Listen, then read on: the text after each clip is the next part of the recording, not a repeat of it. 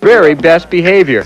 He keeps people in line, really, so like if somebody acting up or something, they straighten up when he comes around.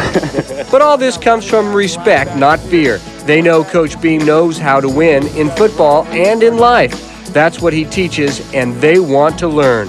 They need to learn. At Skyline High School, the football field is infested with gophers. The lines that were supposed to be painted over the summer will most likely be there in time for the first home game, but the field is a mess. This is where one of the Bay Area's best teams calls home, and where their coach has barked instructions for 19 years. Hey! Wrap! Pick up your feet! I think it comes down to is that John Beam enjoys what he's doing. John Beam enjoys working with the young men that I've come in contact, and also the young women I teach as well, the Tania Woods. And those are rewards more than I can ever ask, again, in monetary or other places. So I'm a little content here. Basically, Coach Beam, it's like he's been a father, really. Like, he been like a second father. He tells me, everything that I need to know. Skyline averages sending 5 athletes to Division I colleges every year because they are talented and because John Beam cares. They know that I really care for them, and I'm hard on them. I set boundaries. It's easy to be there during the school day, but are you there at 2 or 3 in the morning when they need something, or on a weekend or in the summer? And if those answers are yes, then they feel for you just like you feel for them. Coach Beam spends the time to write letters and make phone calls to make sure his athletes get every chance to succeed. But there have been phone calls late at night with news that was almost too much to take. You never expect to go to funerals to players that are, 18, 19, 20 years old. I think probably that's been the hardest thing for me to deal with as a coach here at Skyline. And there are 2 Skyline players in the NFL, several others in big-time college programs. They all say the same thing about their high school coach. He took me in under his wing. He was always there for me, made sure the grades stayed up, things like that, and made sure things at home were good. He was basically like a second father to me. Coach Beam has had offers to coach at other schools at different levels, but for now he's content at Skyline. Despite the office in a trailer, the dilapidated field, and menial pay, Coach Beam comes back every year. His goal is to get his message to as many young people as possible. We get the guys that Marvell Smith or Will Blackweather in the NFL, they come back and say, Coach, what you instilled on us still makes a difference. But we also have the guys that come back that may have did some time, incarcerated, come back. Man, if I'd have listened to those things, I'm ready to turn my life around. And other guys are looking for that help. So it's everybody's coming back because the message is still the same. Hard work pays off.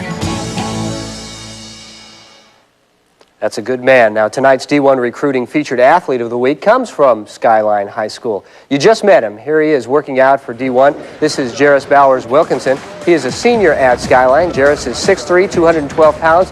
He's very quick with a 4.15 shuttle time. He benched 225 pounds 19 times. On top of all that, Jarris has a 3.35 grade point average and 1,100 on his SAT. Jarris Bowers-Wilkinson, our D1 Recruiting Feature Athlete for this week. To volleyball now, in a nice non-league matchup in the East Bay Thursday as Clayton Valley hosted Monte Vista. All it could ask for and more.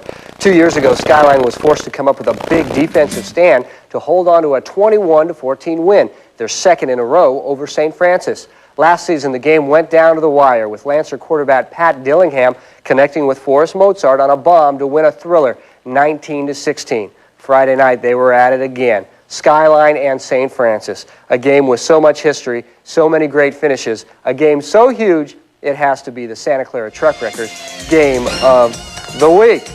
The Lancer cheer squad giving the crowd a boost of energy. We pick up action in the second half with Skyline leading 20-7. Jamal Alghani pulls back and finds Karis Lockman stringing out the sidelines with a catch. Big play there. The Titans now on defense and looking to pick up some pad for their lead. Kirk Johnson picks off a Lancer pass, and he's not going to stop the party all the way to the end zone for the score. Skyline up 27-7. And the night wasn't done for Skyline's Alghani. He still has one more bomb to drop. This time it's Rufus Stillard, and he's got the skills to go all the way into the zone for the touchdown. Skyline goes up 34-7. The Titan defense would close it out.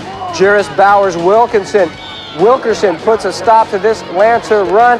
Head coach John Beam very proud of the Titans as they take the victory 34-7 over St. Francis. The Oak Grove fans enjoying the first ever game under the lights at Phil Stearns Field. Oak Grove Titans this season. Mac trying to make an opening week statement as the Warriors traveled to Skyline Friday to meet the Titans. Skyline's fans were up big time for this one in the third quarter. Skyline up 20-7 when Kirk Johnson comes on a weak side blitz, drills the QB. The ball is jarred free. Jarris Bowers-Wilkinson scoops it up and gets on his horse. He's going 70 yards for the score, 26-7. Remember the Titans. Still in the third now. Skyline showing some more D. Harrison Smith picks off the pass, and the Titans were in business one more time. And that led to this touchdown pass from Jamal Alghani to a wide-open Robert Skiller, who catches the ball in stride on the fade, 32-7 Skyline. McClymans threatens late, but on fourth down, Gerald Handy is like a hawk, swooping in on the ball like his prey. Skyline wins it 35-9.